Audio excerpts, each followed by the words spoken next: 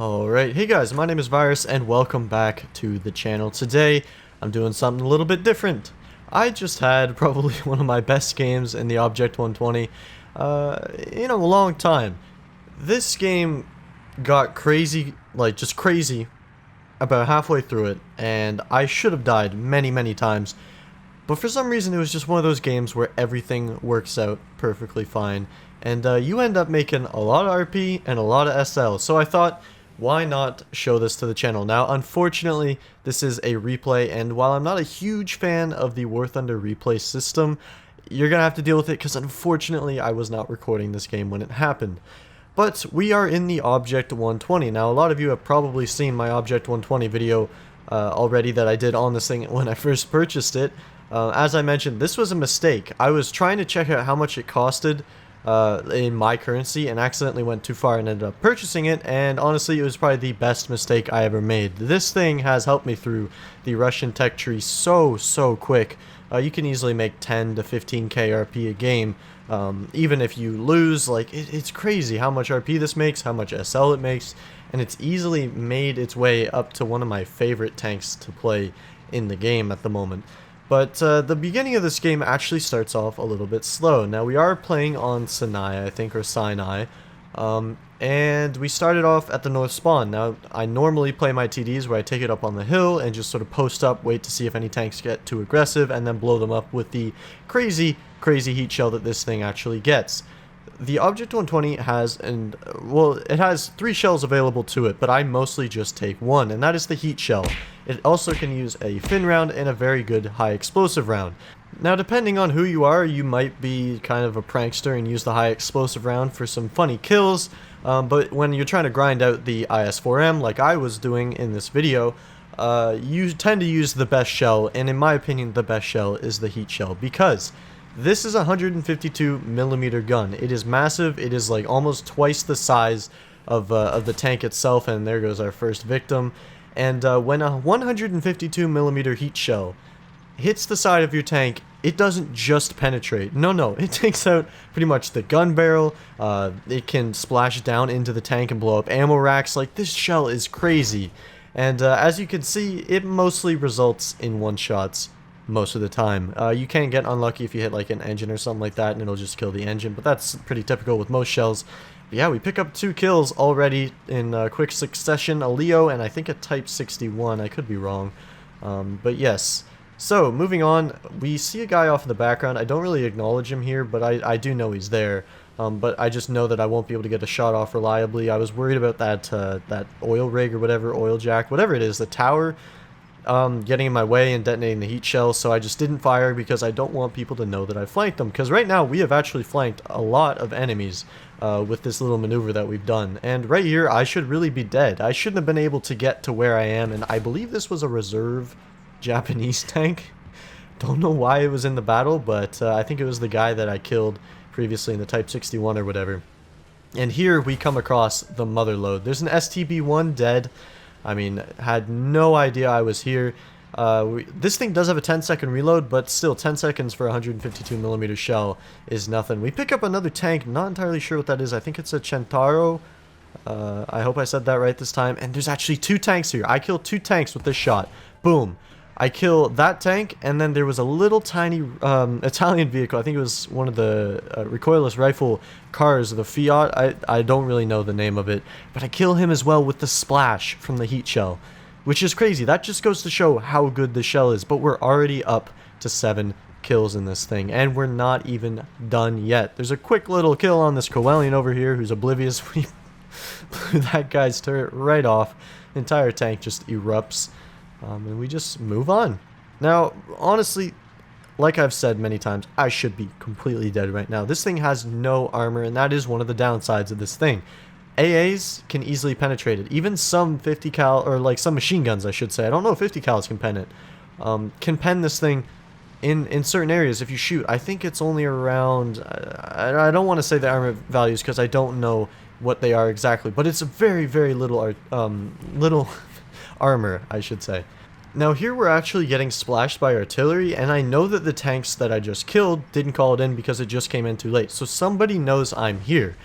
And I do actually catch a glimpse of him, and I just wait, because right now there is artillery, dust, and dirt flying everywhere, and I know where he is. I don't know if he saw me, but I want to get that shot off first, and I actually do kill him there as well. So we're up to 9 kills now, which is crazy. This is already an amazing game. Like, this is way too many kills for this thing. But that just goes to show how powerful this thing is at 7.7. I should put this out there. This is a 7.7 tank destroyer. I'm sure a lot of you have met this thing and are probably super angry to see me doing so well, because you know just how powerful this thing is, right? Like, you know just how bad this thing is to fight, especially when you get hit by a heat shell that pretty much erupts your tank in flames and fire and detonates your ammo rack when it hits your turret or something stupid. Like, this tank is crazy.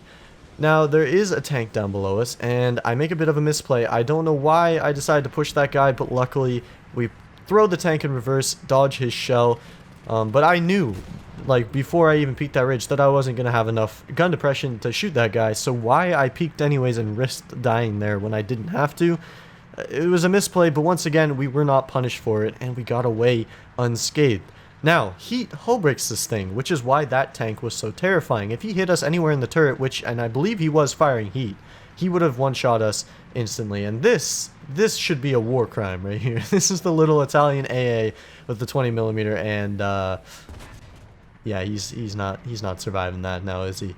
And that's our 11th kill. We're racking these up slowly but surely, and now I'm thinking, well, I need to go and cap. Like, let's just end this game as quick as we can. So I'm gonna start heading towards the capture point now. There are some tanks in their spawn, and for some reason the tanks spawn right beside their capture point on this map, and so when I actually go into the cap, I'll be able to see into their spawn, which is a bit ridiculous. I think that this is even possible. I do not know why it's a thing, and we actually catch a glimpse of an M26 or something there, and quickly detonate his turret with the ammo rack in his turret, and send him back to the hangar.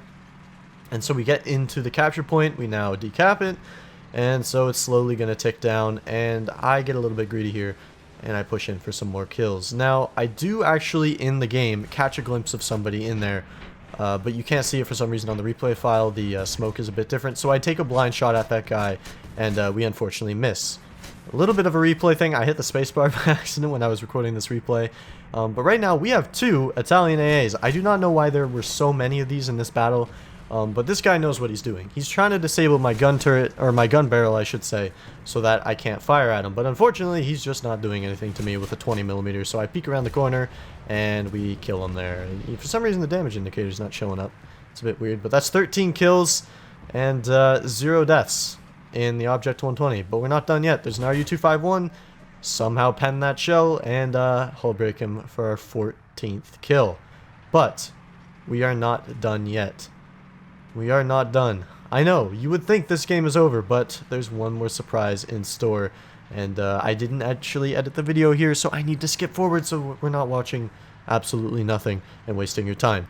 Fast forward a little bit, and yeah, we're still in the capture point. Just sort of chilling around with our M42 buddy here, and he's firing at a Japanese plane. Now, I did actually notice that this guy had rockets on his wings earlier, and so right now I'm like crapping my pants, because if he shot those at me, he would have hull broke us and killed us and ended our streak there. But unfortunately for the M42, and luckily for us, he goes for the AA instead, and the AA takes him out as well. Now, right now, we're just sort of chilling around, checking the spawns, making sure nobody pops up and flanks us and takes us out. And I think I noticed a teammate looking at a plane. No, I catch a glimpse of a plane coming in. And I think you guys know where this is going. A nice big slow bomber a little ways out. Probably around, like, what, 2,400 meters out? And we missed the first shot. Now, that was a bit embarrassing. I think we went a little bit too short and low on that guy. So we adjust for the second shot. We're putting a little bit more lead. And, yeah, we just hit that guy at around... what, 2,800 meters with a 152mm heat shell. And as you can see, the guys in chat congratulate me, and I appreciate that. It certainly felt good hitting that to sort of put a nail in the coffin for this game. I mean, it's pretty obvious that this was over from the get-go, but hopefully this was fun for you guys to watch. Hopefully my commentary wasn't too boring. But yeah, let's go investigate the post-game stats in the hangar. So it might be a little bit awkward to read here, but we actually picked up a victory in that battle. I know, surprising. We earned 120,000 SL in that game, only paid 193 SL for the repair costs, and researched a little bit more of the IS-4M. 15k RP. Man, was it ever a good game for me there. But yeah, that's pretty much it for this video, guys. If you kind of enjoyed this kind of thing, let me know. It's kind of experimental. I think I've done a video like this in the past, though, and it was on a King Tiger video. But yeah, if I did an okay job, please let me know in the comments down below. I was kind of iffy if I wanted to make this video because, like I said, it wasn't recorded and I didn't have my live commentary, but hopefully you guys still enjoyed it nonetheless. This was a crazy game for me. And yeah, if you did, leave a like on the video. I greatly appreciate it. If you're new here, hit that subscribe button as well, and I'll see you in the next one. Peace.